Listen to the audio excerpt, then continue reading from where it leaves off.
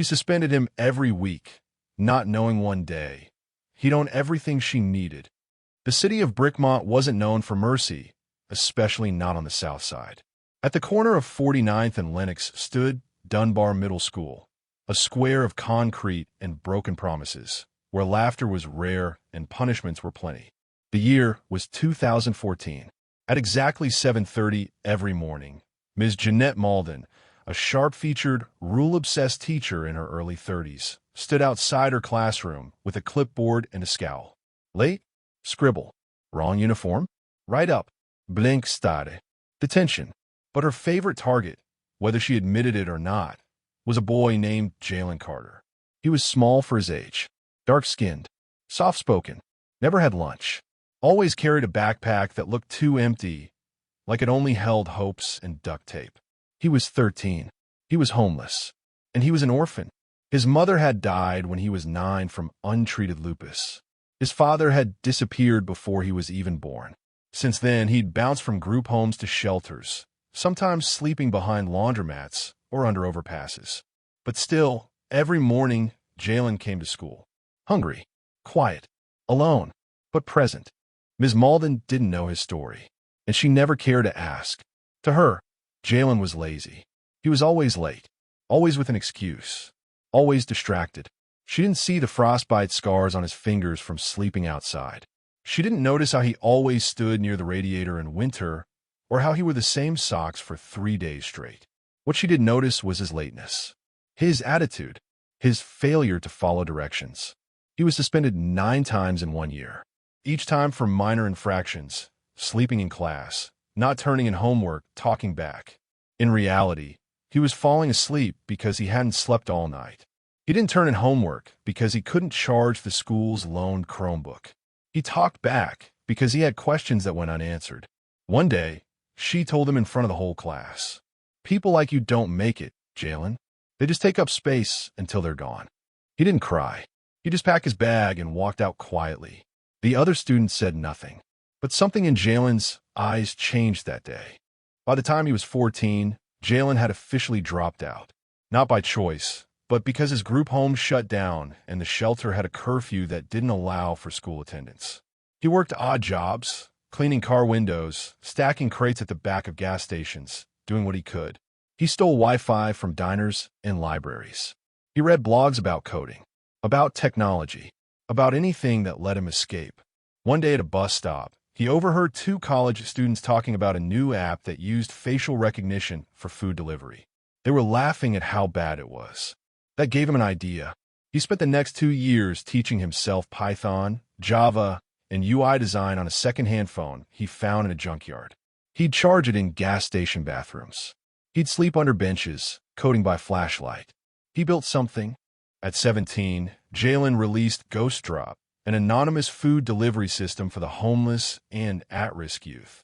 Instead of names and locations, users used QR codes and rotating drop zones. It started small, just a few shelters. But it worked. Fast, efficient, discreet. Then a TikTok video by a volunteer went viral. "This app saved our shelter." It was made by a 17-year-old ex-homeless kid. His name is Jalen. Within 6 months, he got seed funding. Within a year, he had partnerships across 6 cities. By 21, Jalen was the CEO of a company valued at $800 million. By 23, he was worth $1.4 billion, the youngest black tech billionaire in the U.S. But he kept a low profile. No flash, no chain, just hoodies, sneakers, and focus. One cloudy afternoon in Brickmont, Jalen walked into a quiet municipal building. He was there for a routine permit inspection for a new headquarters he planned to build in the city, a free learning hub for youth in foster care.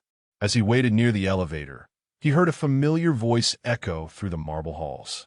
"I'm sorry, ma'am," the clerk said, "but your grant application was denied. You'll need a sponsor to approve the new licensing." Ms. Malden, still prim, still tight-lipped, but clearly stressed, turned around. She was applying to start a private tutoring firm. She had lost her teaching job 2 years ago after a parental complaint spiraled into an investigation. She now needed approval from the city's Department of Education Innovation. She turned and bumped into Jalen, not recognizing him. "Watch where you're going," she muttered. Jalen simply smiled and nodded. "Sorry, you look like someone I used to know." The next day, Ms. Malden was watching television at the community center when the screen flickered to life with a breaking news story. Tech billionaire Jalen Carter donates $10 million to rebuild failing schools in Brickmont. Her eyes widened. She dropped her coffee. There he was, now 24, clean-shaven, confident, quiet, standing beside the mayor, shaking hands with education leaders.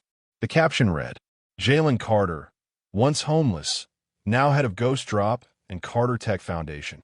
Her face turned pale. A minute later, her phone buzzed. An email. Subject, licensing approval, denied. Try the Carter Tech Foundation application. She clicked. The signature at the bottom read, "Jalen Carter, Executive Director. Sometimes we're suspended by the world until we build our own." A week later, she showed up, hat in hand, at the foundation's downtown headquarters. It was modern, sleek, clean. She sat nervously across from him. This time, he didn't flinch. "Ms. Malden," he said, "you asked for funding. But before we go there, let me ask you, what would you have done differently if you'd known I'd end up here?" She stumbled over her words. He listened, and after a pause, he simply said, "I'll fund your program, on one condition." "What's that?" she asked. "That every student you take in is someone like me. The ones you'd normally suspend first." She nodded slowly, unable to speak. He stood, extended his hand. She shook it. For the first time in her life, she felt truly small and finally humbled. Some kids get detention. Others build empires from it. Never measure a person's future by their present pain.